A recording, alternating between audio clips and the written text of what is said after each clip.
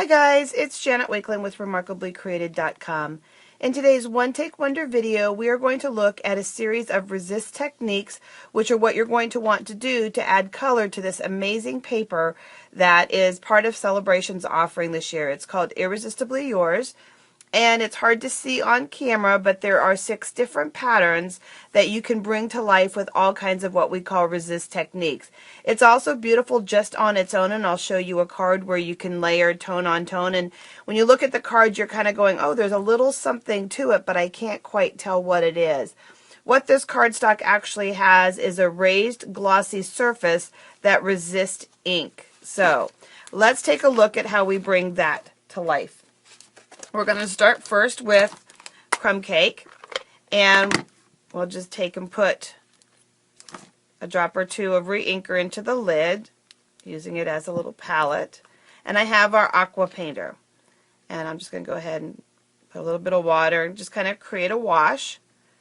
And you can just go ahead and wash right over top of it with your aqua painters. I love our aqua painters. They're kind of a fun way to watercolor. And how dark you make it or how light you make it will be depending on how many times you go over it. But you're just going to go ahead and give it that wash with the aqua painter. And then you just take a paper towel, very important crafting tool, and you're just going to rub it, and it removes the ink off of the top part that's the resist. And what you're going to end up with is a beautiful piece of cardstock that you can use to layer and create a card. So here we used the aqua painter. So another option that you have is, let's take our strawberry slush, and where did it go? Oh, we'll just use this. This will work fine. And you're going to just take a sponge, and you're just going to just start to swirl it. I like to kind of swirl it around. It helps blend any of the lines. Some people like to cut their sponges. I used to do that, and I found that this keeps my hands clean using all of them. You can simply take them to the sink and rinse them. Even though they'll look stained, once they run clear, you can go ahead and use them again on another color, another project. Again, some people like to cut them into quarters and have one sponge specific for every color. I simply just throw them in the sink and wash them. So again, just sponging over it, taking that wonderful paper towel, and removing the ink from the resist areas. And then you'll have something that looks like this. So you've got your sponging going on here. Sorry about my why. Why? Why am I sorry? Because I am sorry. It fell apart on us. Another one we're going to take, and we'll ink up our stamp. Little side tip, when you're working with photopolymer, it's nice to have a paper piercing mat, some kind of fun foam. Helps you get a nice image. And let's turn this upside down just so I don't get any ink. We'll use that just as a background, and we'll do it once more.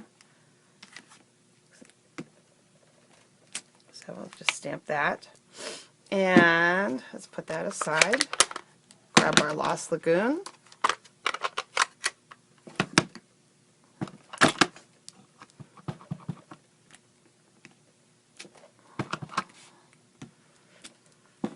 and so just stamping images on it give a nice texture and a nice look to your images. So you've got that, and just kind of creates a really nice fun look to it. And there's a card for you to see what it would look like finished. So then another option that you have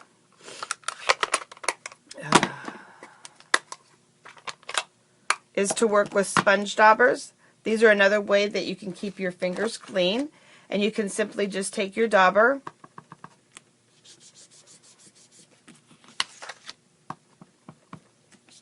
and this is pretty light, so it may be harder to see, and you're just going to rub just like you would with sponging.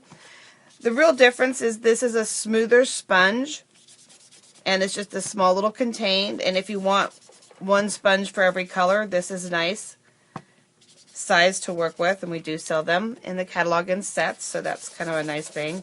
And again, you would just rub it. So it's very similar to the sponge, but you have your dauber, and then you're going to work with it, and you can see our stripes showing up there.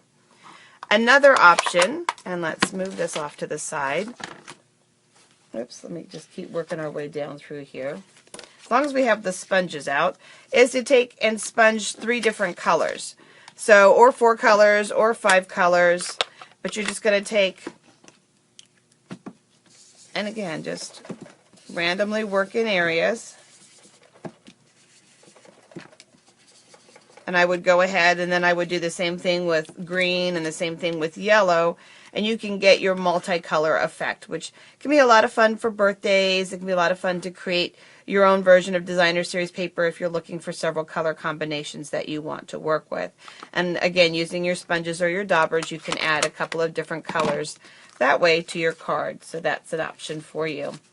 And then while we still have our daubers out, another option that you have, as you see here, is to simply just pick and choose just a few of the areas to bring them to life. And, oh, there it is, it's buried. And so you can just go ahead and pull a few colors together. Just like that. And again, every time you're done with the resisting, you just really want to give it a good wipe. Really make that white pop. So here you can see I just pulled a few out. Looks kind of like cherry blossoms. I'm hoping spring is around the corner. So again, just randomly pulling a few parts or a few areas to work with. Here was a card I was telling you about that we just layered. All the layers from the bottom, each white layer is actually that designer paper. And I cut it to make a full card. There's the dots on both sides. It's just a really elegant look, and there is this piece here. So something else for you. Another option that we have is to take our blendabilities,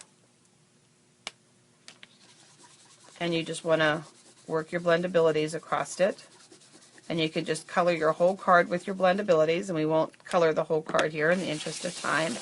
Again, giving it a good rub, and what you end up with is a nice background that way.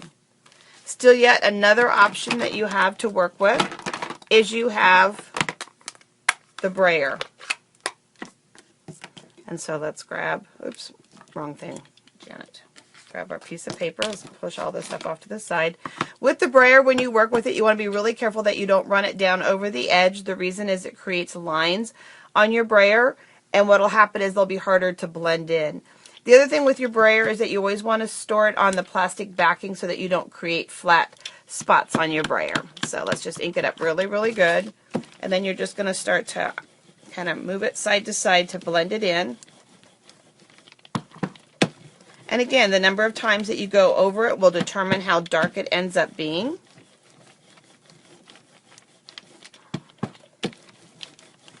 So you do it a couple of different times, and then again, let's take our tissue and start to wipe, coming up with that resist, and you would keep going over it, trying to get rid of as much as possible. And there you can see one that we brayered. So that's another option for you. Another way that you have of altering them is using our spritzers. And what I have in here is 8 to 10 drops of re-inker, our just classic ink pad re-inker, so it's great to always have these on hand, both for your pads but for other fun techniques. And then I have some rubbing alcohol in here. I like to start a little bit light because you can always add more drops to make it darker, but once it's dark, then of course you have to dump it out and waste it and all that kind of stuff. So I started with 8 to 10 drops, and I just put rubbing alcohol in it. And then what you're going to do, this is the messy one, is you're just going to spritz your paper. And then this is one that you will need to let dry. So if you're going to be working with this, you want to set it aside to let it dry. So that's another possibility for you, is working with our spritzer. And then one last idea for you, and let's see if I can find a project here for you, is just to simply work with our markers. Our markers have a nice brush tip on them, just like the blendabilities do. And so you can come in here with our markers and work with them. So that's another option. And I'm just color around the flowers real fast. And so working with our markers. So that's another option. And then one last idea for you, let's see if we can find, let's just work with this one, is to take your ink pad and you can go right direct to the paper, just rubbing it over it. pulling out a fun look. And you can just coat it as much as you want it to be, again working to blend it and then taking the color off of it. So lots of different ways that you have for altering this Irresistably Yours Designer Series paper. Pack of paper is free with a $50 purchase during celebration, so you're going to want to get your hands on this so that you can do some really fun custom creations. And all of these samples will be on my blog at remarkablycreated.com. So have some fun altering this paper, and I look forward to helping you with your celebration order. Thanks for watching. Take care and God bless.